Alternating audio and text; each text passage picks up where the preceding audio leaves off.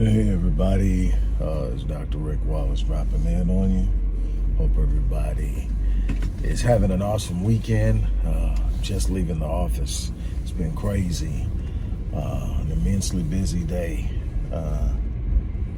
But I hope that you guys are enjoying the book readings that I'm posting. It's a way of inviting you in to experience my writing for those of you who have never purchased a book, but also to invite you into the world that I operate in based on immense, intense, in-depth research to develop the mindset, the strategies, the ideas, the solutions, the programs, and on that I bring to the table.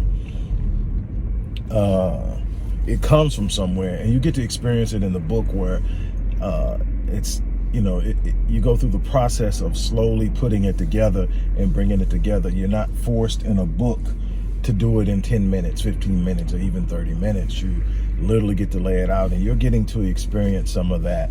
And I hope that it really inspires you. If you're paying attention to the books on personal development, I hope that it gives you a sense of hope. If you're focused on the books that deal with the enigmatic issues that we face in the Black community. What I didn't get to do is deal with the issue that's a topic for me that I'm immensely passionate about, because it's like one of those benchmark moments in your life, one of those pivotal moments in your life. I've had a number of them when it comes to my plight and my journey in Black America, in the role that I play in the Black community, in specific and in general. And that was the killing of Mike Brown. That was like one of those things. Another one was the killing of Oscar Grant. That was like the most pivotal point I can think about, in the sense of just really saying enough is enough. I've got to elevate. It took me to a whole different place. And then Mike Brown came along, and there were some things that just happened with that caught on. I became connected with some very remarkable people. I became aware of some other remarkable people. Some I'm still connected to. One I have an immense admiration of and still connected to. We work together with Out Black News, Out Black Media Development, and that's Neil Leora. The other one, unfortunately, we lost, and that was Darren Seals. Just absolutely 100% authentic, absolutely 100% truly committed, absolutely 100% a representation of what's possible for Black men, no matter where you start, no matter what happens in your life, how you can really become a lightning rod for change and evolution, and your life have meaning, and you never even get out of your 20s. And much power and salute to Darren Seals. In all of this, we know that Darren Wilson got off. He was never charged. He was never taken to trial. He didn't have to defend himself, although raising well over $500,000 before GoFundMe set him down, and from what I understood, raised another $500,000, well into the over $1 million for his defense that he never had to carry out. The money was raised, and he didn't have to return it. So he literally was one of the model for wayward police and white men who kill Black men to finance their life after the crime. And one of the things that Wesley Bell ran on, and that's why I'm here to talk to you, one of the things that Wesley Bell ran on was that he was going to reopen the case, and he was going to get justice for Mike Brown. Everybody knows Mike Brown is a lightning rod. Without Mike Brown, we don't have a lot of what we have right now. That death changed things. How we rose to the occasion for George Floyd and Breonna Taylor and so many others came out of what we learned and the energy that still is somewhat moving around in Ferguson and St. Louis. So this is like real big. And anyway, so Wesley Bell gets in the office and never even mentions Mike Brown. He's been in there, for a couple of years now. Never mentions Mike Brown, never brings it up, never looks at anything. So the pressure is on him again. The pressure's been on. People are calling him out and all these things. And now here's the announcement that he announces that he's opening the case again, but he's not pressing charges or arresting anyone. Well, I mean, this isn't one of those who did it cases. This isn't one of those, man, I really believe so-and-so did it, but it could be. No, this is Darren Wilson shot it. This is, we have enough eyewitness accounts to say that at the time that the fatal shots were fired, Mike Brown's hand was in the air and at least 20 feet away from Darren Wilson, opposing no immediate threat. We can also say that, based on accounts, that it is highly likely that when the first shots were fired, Mike Brown was actually fleeing with his back turned. In any other situation, that could never be called self-defense, except for when a cop does it. You cannot be retreating and someone fear for their life.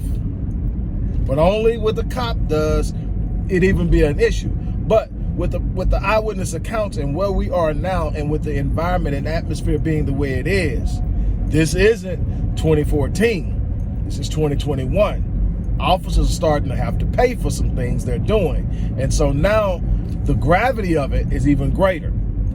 When it was almost an automatic foregone conclusion, not that it's a whole lot better now, but we do have Chauvin doing time. The cop that killed Walter, God, why is his name going? Walter Scott in South Carolina doing time.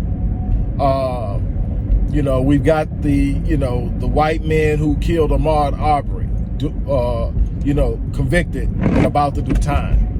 We're starting to see maybe that a couple of other cops are on deck, and I think that I think they've just been arrested. The ones who killed, oh my God, what's the young black kid's name?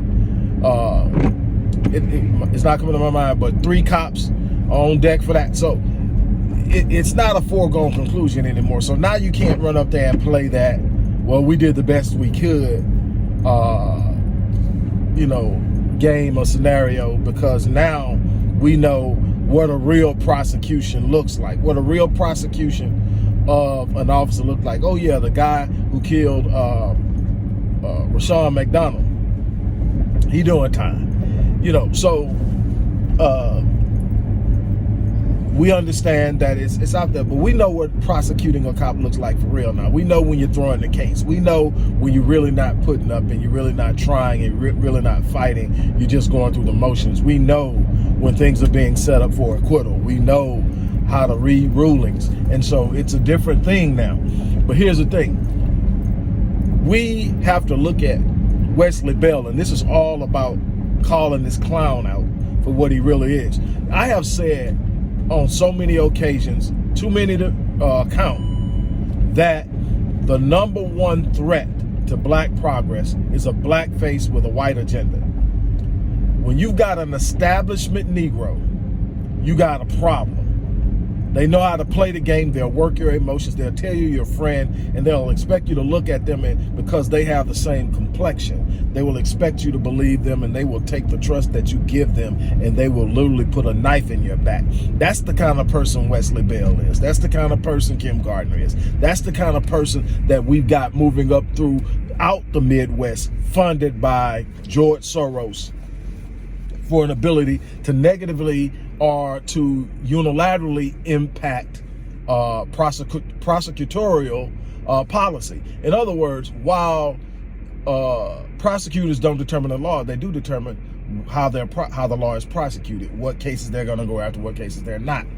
Well, what happens is, if you cannot impact the law in the sense of statute by way of the state legislature in other changing laws or making adaptations to laws or writing new laws. The next best thing is to determine how these laws are going to be prosecuted. You are literally exacting policy through way of the DA's office. So what do is you finance and put your particular people in there, and then you determine what cases are going to be prosecuted, what cases are not. If you don't like the way a law is looking and you don't want people prosecuted, you put the DA in there. The DA looks the other way. Nobody doing this crime, especially a certain type of person, gets prosecuted. This is why you have George Soros behind things. That's why George Soros was behind the organization Black Lives Matter. That's why it was funded. It usurped an entire movement that would have interrupted what he was doing with his plan. Everything has a meaning and everything has a purpose. And when you don't have money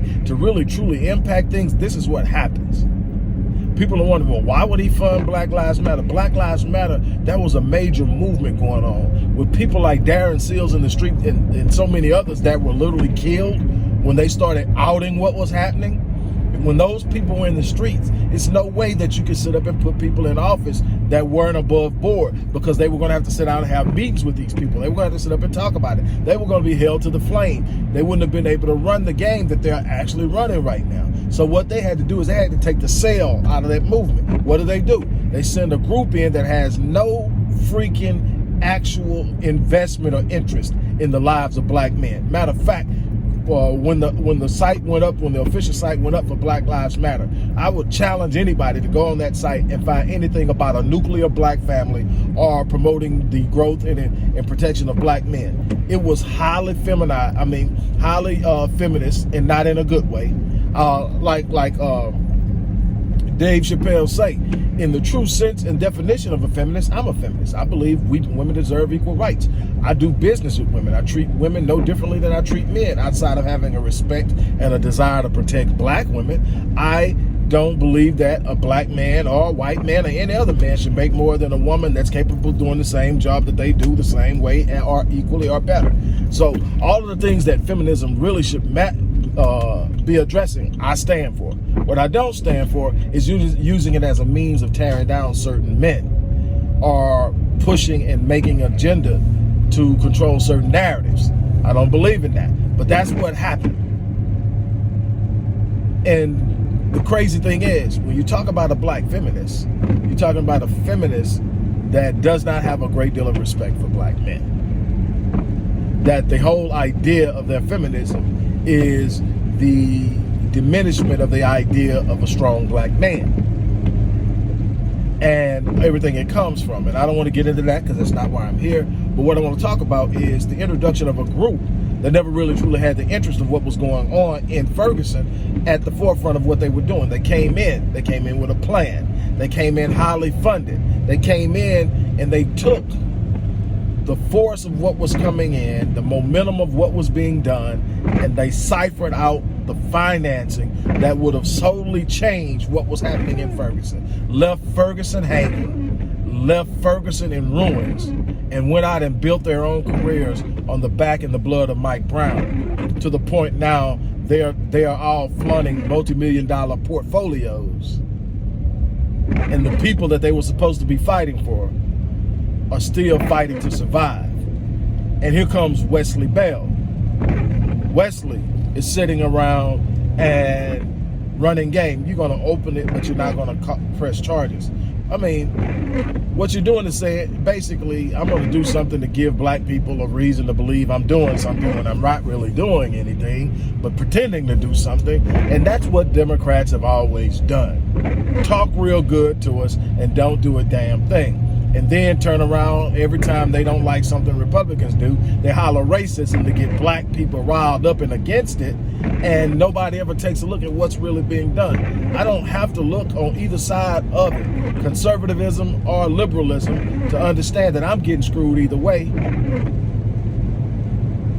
But at least I can see it coming a mile away with Republicans. I know what they're doing. And I also understand that there are ways under Republicans that I can actually thrive if I know how to start a business, if I know how to start building a successful financial portfolio.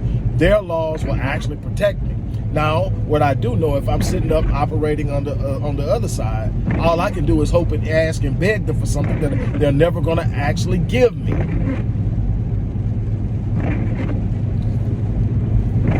We need to raise up and start calling these black faces in high places out for who they really are.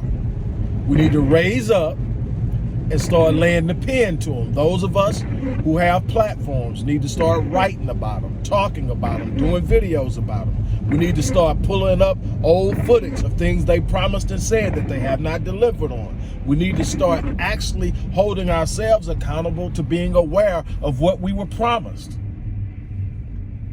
That's what kills me. We've been made promises and they haven't been fulfilled, and we don't even remember the promises because we get so caught up in emotionalism that we're just happy somebody's talking to us and being nice to us that we forget that there's actually work that needs to be done after the fact.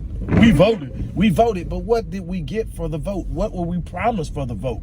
Did they deliver on what they promised? All of those things matter. We've got to put Wesley on our radar. We got to put Kim Gardner on our radar. There are a few others, but those two right there, because of the proximity of they are to ground zero, need to be held accountable. They need to be ousted, but they need to be outed first. And here's why. If you just get them out, then it was just, okay, things didn't go well, somebody else in. But if you out them, you send a message that we're not going to accept it. We're going to expose you.